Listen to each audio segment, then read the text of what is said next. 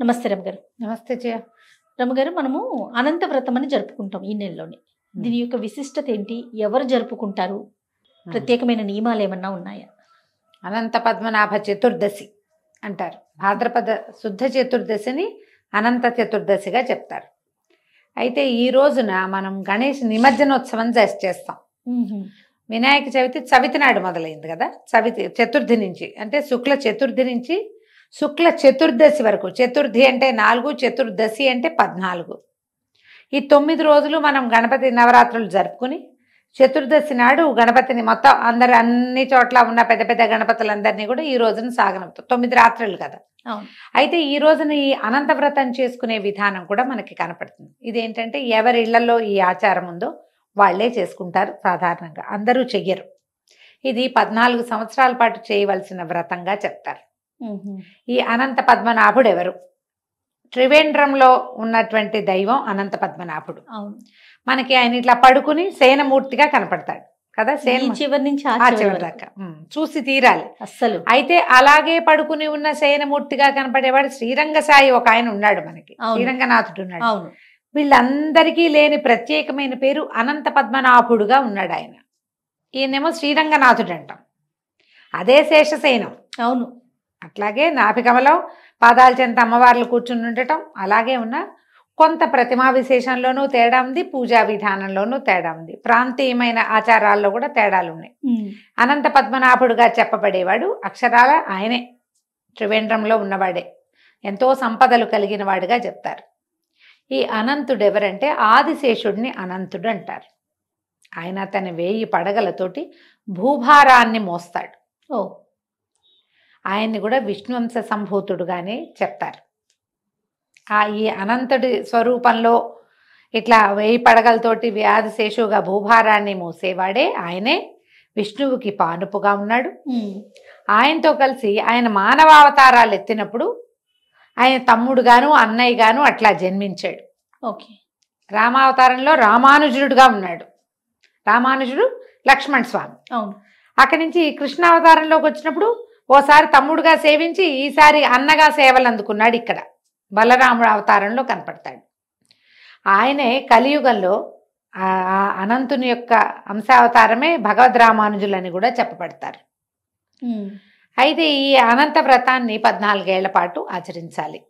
ఈ 14 ఏళ్ళు ప్రతి సంవత్సరము ప్రత్యేకంగా తోర ఉంటుంది. స్త్రీలకు వేరు, పురుషులకు వేరు 2 రకాల తోరాలు దొరుకుతాయి. ఈ 14 సంవత్సరాల తోరాలు ఉంచుకోవాలి.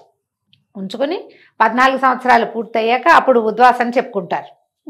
14 ఏళ్ళు నియమం విశేషంగా ఉంటుంది కదా. అక్కడి నుంచి 14 జోళ్ల అప్పాలని వాయనం ఇవ్వాలి. ఈ అనంత వ్రతం చేసే విధానం కూడా బాగుంటుంది. అందరూ చేసుకుంటారా రమ్మగారు? చేసుకోరమ్మా.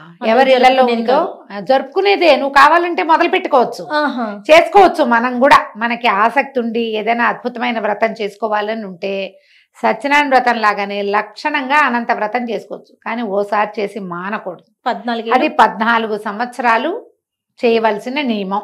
నియమాలు ఏంటి రమ్మగారు? వ్రతం యొక్క దీని వ్రత నియమం ఉంది. ఏటా చేయాలి 14 ఏళ్ళు. దీనికి కలశం పెట్టుకోవాలి. తర్వాత ఏమో అనంతుడి ప్రతిమ ఒకటి తయారు చేసుకోవాలి. పడగ చేస్తారు. శేషసేన ఇట్లా చుట్టలు చుట్టుకుని పడగున్నట్టుగా చేస్తారు. ఆయనకి పూజ చేసుకోవాలి. తర్వాత ఏమో ఈ వాయనాన్ని దంపతులకు ఇవ్వాలి. ఈ తోరాలని ఏ సంవత్సరం ఆ సంవత్సరం మన మామూలు వరలక్ష్మి వ్రతం తోరం కట్టుకుంటామా, తీసి పక్కన పెడతాం 3వ రోజుకి మొక్కల మీద పడేస్తారు. ఇది కాదు. 14 ఏళ్ళు ఆ తోరాలు దాచిపెట్టుకోవాలి మనం. 14 రోజులు 28 తోరాలు ఉంటాయి మన దగ్గర. ఈ అన్ని తోరాలతోటి పూజ చేసుకుంటాం చివరికి. అప్పుడు 14 కలశాలు పెడతారు. ప్రతి ఏటా కలశం పెడతామా, మళ్ళీ మొత్తం కలశాలన్నీ పెట్టి కలశ దానం ఇవ్వటం కూడా. కలశాలన్నింటినీ ఎవరో ఒకళ్ళకి ఇచ్చేయాలి. పూజా విధానం కూడా చాలా పెద్దది. కానీ ఎంత చెవులకి ఇంపుగా ఉంటుందో పూజ. ఇందులో ఈ అనంతుడికి అత్యంత ప్రీతిపాత్రమైన కృష్ణుడి అనుకుందాం. కృష్ణుడికి అత్యంత ప్రీతిపాత్రమైన నది యమున. ఆ యమునని ఇందులో ఆవాహన చేస్తాం. మామూలుగా మనం ఏం చేస్తాం, పూజ చేసేటప్పుడు మొత్తం అంతా ఏర్పరచుకున్న తర్వాత ఒక గ్లాసులో నీళ్ళు పెట్టుకుంటాం, పోసుకుని ఉద్దరణతో తీసుకుంటాం. కేశవాయ నమః నారాయణ నమః అంటాం. తర్వాత కలశ పూజ అని చెప్పేసి, కలశం అంటే ఈ చెంబుకి పూజ కాదు, అది వేరే.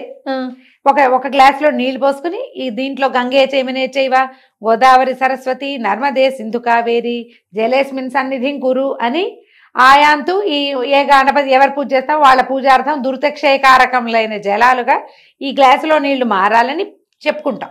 ఇందులో ఈ చెంబులో ఈ గ్లాస్ ఏది పెట్టుకున్నామో అందులో కాసిన అక్షతలు, ఓ పువ్వో, ఓ తులసలమో, తమలపాకో, మామిడాకో వేసి పెట్టుకుంటామా, ఈ చెంబులో నీళ్ళే వాడాలి. మొదట మనం పుచ్చుకున్న నీళ్లు వాడడం, ఆ నీళ్లు వేరు, ఈ నీళ్లు వేరు. ఈ కలశోదకానికి యమునా కలశం ఏర్పరుస్తారు. ఇందులో ఒక కలశం నిండా నీళ్లు పోసి యమునని ఆవాహన చేస్తారు, యమునకి పూజ చేస్తారు. అసలు ఆ యమునా పూజ ఎంత ఇష్టమో జయ నాకు. మంత్రాలు మహా బాగుంటాయి, ఎంత హృదయంగా ఉంటుందో. ఆ శ్లోకాలన్నీ అనంత చతుర్దశికి చెప్పే శ్లోకాలన్నీ బాగుంటాయి. అనంత పద్మనాభుడి మీద చెప్పే శ్లోకాలు మహా బాగుంటాయి. విని తీరాలి. మహారుచికరమైన ఏమంటారంటే విధానం అనమాట. ఆ శ్లోకాలు అంతా శ్రావ్యంగా ఉంటాయి. యమునకి పూజ చేసి యమునని కలశంలోకి ఆవాహన చేసి యమునా జలంతో స్వామివారిని అర్చన చేస్తాం.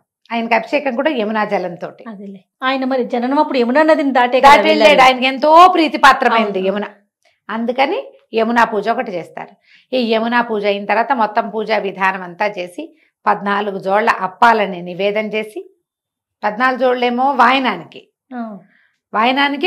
చేస్తారు. విడిగా కూడా మళ్ళీ అప్పాలు నివేదన చేసుకుంటాం, అవి ప్రసాదానికి అందరికీ పంచడానికి. ఈ 14 జోళ్ళు ఎవరికి ఇస్తామో అవి వాళ్ళకే, ఎవరో ఒకళ్ళకి ఇచ్చుకోవాలన్నమాట. అట్లా విశేషంగా చెప్తారు. అక్కడి నుంచి ఏం చేస్తాము, ఈ పూజ అంతా అయిన తర్వాత అనంత చతుర్దశి వ్రతానికి ఒక కథ ఉంది, వ్రత కథ. ఆ కథ చెప్పుకుంటాం. చిన్న కథే, బ్రీఫ్గా చెప్పేస్తాం. కౌండిన్యుడు అనే బ్రాహ్మణుడు సుశీల అనే ఒక అమ్మాయిని వివాహం చేసుకున్నాడు. చాలా పేదవాళ్ళు. సుశీల వాళ్ళ పుట్టింట్లో బాగా ఇబ్బంది పడేది. ఈయన ఆధారణ వస్తూ వాళ్ళ ఇంట్లో భోజనానికి ఆగి ఆ పిల్లని పెళ్లి చేసుకుంటానన్నాడు. ఆ కాలంలో అలా 40 ఏళ్ల వాడైనా ఓ 8-10 ఏళ్ల పిల్లనిచ్చి పెళ్లి చేసేవాళ్ళు, లేదా 14-12 ఏళ్ల పిల్ల అయినా సరే. వీళ్ళ మధ్యలో వయసుల అంతరాలని పెద్దగా పట్టించుకునేవాళ్ళు కాదు. గోత్రాలు అవి కుదరాలి అంతే. అవివాహితులుగా ఉంటే మంచిది. అవివాహితుడు ఆయనకి ఇచ్చి పెళ్లి చేశారు. సుశీలను తన ఊరు తీసుకెళ్తుంటే మార్గమధ్యంలో ఒక నదీ తీరంలో ఎవరో వ్రతం చేసుకుంటూ కనపడ్డారు. కనపడితే వాళ్ళని అడిగింది. అదంతా ఇప్పుడు చెప్పాక శ్రావ్యంగా ఉంది. ఆ వ్రత కథ అంతా విన్నాక ఇదేమిటి, ఏం వ్రతం, ఎవరు, ఏమిటి అంటే సత్యనారాయణ వ్రత కథ లాగానే ఇది కూడా. ఇది అనంత వ్రతము, 14 సంవత్సరాలు నియమంగా చేయాలి. ఇదిగో ఈ తోరాలని వాళ్ళు ఏం చేశారు, ఒక తోరాన్ని ఈ అమ్మాయి చేతికి ఇచ్చారు. ఈవిడి తోరాన్ని తెచ్చుకుని ఇంటికి వచ్చాక వీళ్ళు ఒక చిన్న అమ్మాయి ఏం చేశారంటే తండ్రి వాళ్ళు సత్తుపిండి ఇచ్చారు. సత్తుపిండి ఇస్తే సత్తుపిండితోటి అప్పాలు చేసుకుంది వాళ్ళతో కలిసి. ఆయనకి స్వామివారికి నివేదన చేసి ఎవరికో వాయనం ఇచ్చింది. ఇంటికి వచ్చేసరికి అలా కౌండిన్యుడు పరమ పేదవాడు, కానీ వాళ్ళకి సంపద ఎక్కువచ్చింది. అనంతుడి కరుణ వల్ల వాళ్ళు చాలా పైకి వచ్చారు. కాలక్రమాన జరిగింది. అయితే ఏమైంది, ఈవిడ తోరం కట్టుకునేది ఆయన కనపడకుండానే ఉండేది. ఒకనాడు ఆయన చేతికున్న తోరాన్ని చూశాడు. చూసి ఇదేమిటి, ఇదేదో కట్టుకున్నావు, నా మీద ఏమైనా ఇది చేస్తున్నావా నువ్వు, ఇదేం తోరం, ఇవి ఎక్కడివి, ఇవి మనం ఇవన్నీ కట్టుకోకూడదు అన్నాడు. ఆవిడ లబలబలాడి కాదండి ఇది అనంతవ్రతపు తోరము, ఇది కట్టుకోవాలి అని ఇట్లా చెప్పేసరికి ఆయన కేకలేశాడు. అటువంటి కట్టుకుని నా మీద ఏదో మంత్రకట్టు వాడుతున్నావు నువ్వని ఆమె చేతుకున్న ఆ తోరాన్ని తెంచి నిప్పుల్లో పడేశాడు. ఆమె ఒక దుఃఖంతో పరిగెత్తుకుంటూ వెళ్ళి ఈ తోరాన్ని పాలతో తడిపి జాగ్రత్త పెట్టుకుంది. కానీ విచిత్రంగా ఆ మరుసటి రోజు నుంచే వాళ్ళ సంపద అంతా తగ్గిపోయింది. వాళ్ళకి ఎన్నో సమస్యలు వచ్చేసినాయి, మంటలు వచ్చి కాలిపోయేవన్నీ. అయితే ఈవిడ చెప్పింది, ఈ అనంతుడి తోరాన్ని నువ్వు నిప్పుల్లో వేయటం వల్లే ఇలా జరిగింది అని. ఈ అనంతుడెవడు, అతని పేరు నేను ఎప్పుడూ వినలేదన్నాడు. అంటే ఇట్లా ఒక విశేషమైన వ్రతము కథ, చాలా అద్భుతమైన కథ చెప్పారు దానికి. ఆ వ్రతమే చాలా బాగుంది. ఆ తర్వాతే నీకు ఎక్కి వచ్చిందని భార్య ఆయనకి నచ్చ చెప్పింది. అయితే ఈ అనంతుడెవడో తెలుసుకోవాలని ఆయన కొంత ప్రయాణం చేశాడు. ఎన్నో రకాల పరిస్థితులను చూసి చివరికి ఆయన ఒక గుహలోకి చేరాడు. ఒక అడవిలో చేరితే ఒక బ్రాహ్మణుడు కనపడి ఆయన ఒక గుహలోకి తీసుకెళ్ళాడు. అప్పుడు అతనికి ప్రపంచాన్ని పరిచయం చేశాడు. అనంతుడు అనేవాడు కాలస్వరూపుడు, భగవంతుడు, కర్త కర్మ క్రియ ఆయనే. తర్వాత మన భూత భవిష్యత్ వర్తమానాలు కూడా అతడే. కాలం భూత భవిష్యత్ వర్తమానాల్లోనే ఉంటుంది, అంతేగా. భగవంతుడు కాలస్వరూపుడు, ఇతని వల్లే ఈ ప్రపంచమంతా నడుస్తూ ఉంటుంది. అతడే నడుపుతాడు. ఇప్పుడు నేనేదో ఇక్కడ ఉండాలని ఉంది, నేను అనుకుంటే జరిగిందా అది? నువ్వనుకుంటే వెళ్తావా? నువ్వనుకుంటే నీకు భగవంతుడు కాలము నీతోటి ఉంటేనే నువ్వు వెళ్ళగలుగుతావు. లేకపోతే బోరన వాన వస్తుంది, డ్రైవర్కి కడుపులో నొప్పి వస్తుంది, క్యాబ్ రాదు, నువ్వు ఇక్కడే నుంచుంటావు. నువ్వు వెళ్ళటం అనే క్రియ ఒకటి నీ మనసులో ఉన్నది, ఒక ఆలోచన. దీనికి కాలం సహకరిస్తేనే కదా ఏదైనా. కాలం సహకరిస్తేనే నువ్వు పైకెక్కుతావా, కిందకి దిగుతావా, పడిపోతావా, పడకేస్తావా, అవన్నీ కూడా కాలంతోటే ముడిపడి ఉంటాయి. ఆ కాలస్వరూపుడే అనంతుడని చెప్తాడు. తర్వాత ఈయన కౌండిన్యుడు బుద్ధి తెచ్చుకుని ఇంటికి వచ్చి 14 అక్కడ ప్రతిజ్ఞ చేశాడు. 14 సంవత్సరాలు 14 భువన భాండాలు నీ కుక్షిలో ఉన్నాయి నాయన. అలా అందుకని నేను 14 సంవత్సరాలు నియమంగా నీ వ్రతం చేస్తానని ప్రతిజ్ఞ చేసి ఆయనకి దండం పెట్టుకుని వచ్చాడు. ఆ తర్వాత 14 సంవత్సరాలు భార్యాభర్తలు ఇద్దరు కూర్చుని ఈ తోరాలు కట్టుకుని ఇద్దరు, అంతకుముందు సుశీలకు ఒకదానికే తోరం. ఈ 14 సంవత్సరాలు ఇట్లా 14 జోళ్ల అప్పాలు వాయనం ఇవ్వటము, అదంతా కౌండిన్యుడు సుశీల కలిసి మొదలుపెట్టారు. ఆ తర్వాత వాళ్ళకి మళ్ళీ కలిసి వచ్చింది. వాళ్ళ జీవితాలు ఎంతో బాగున్నాయి, ఎంతో మందికి ఆదర్శప్రాయంగా వాళ్ళ జీవితాలు ముందుకు వెళ్ళినాయి. ఈ కథ చెప్తారు. ఆ యమునా పూజ, ఈ వాయన విధానము, ఆ తోరాలు కూడా ముచ్చటగా ఉంటాయి చూడ్డానికి. మామూలు తాడుతో మనం ముడేసేవి కాదు, బజార్లో పట్టుదారంతో కనపడతాయి. ఆడవాళ్ళకి మగవాళ్ళకి 2 వేరు తోరాల పద్ధతి కనిపిస్తుంది. మెళ్ళో వేసుకోవచ్చు, చేతికి కట్టుకోవచ్చు. మీకు అవకాశం ఉంటే ఎవరింట్లో అయినా అనంత వ్రతం జరుగుతుంటే వెళ్ళండి. మనకి హైదరాబాద్ దగ్గర ఉన్నటువంటి అనంతగిరి దేవాలయంలో స్వామివారి అంటే వికారాబాద్ అనంతగిరిలో ఈ అనంత వ్రతాలు జరుగుతాయి. కావాలంటే దేవాలయానికి వెళ్ళినప్పుడు కూడా మాట్లాడుకుని చేసుకోవచ్చు. మేము ఈ అవకాశాన్ని బట్టి చేయొచ్చు. రమగారు, దీనికి అంటే ఫలితం అనేది ఎలా ఉంటుంది రమగారు? ఎలా సర్వతోముఖాభివృద్ధి, అన్ని విధాలుగా ఫ్లరిష్ అవుతాయి జీవితాలు. పిల్లలకి చదువులు వస్తాయి, పెద్దవాళ్ళకి ఆరోగ్యం సరిగ్గా ఉంటుంది, అకాల మృత్యువులు రాదు, అపమృత్యు నివారణ, సంపద వృద్ధి అవుతుంది, మన వల్ల 4 కుటుంబాలు నిలబడతాయి, ఆ చంద్రార్కం వంశాభివృద్ధి జరుగుతుందని చెప్తారు. అంతే. చాలా సంతోషం. నమస్తే. నమస్తే జయ.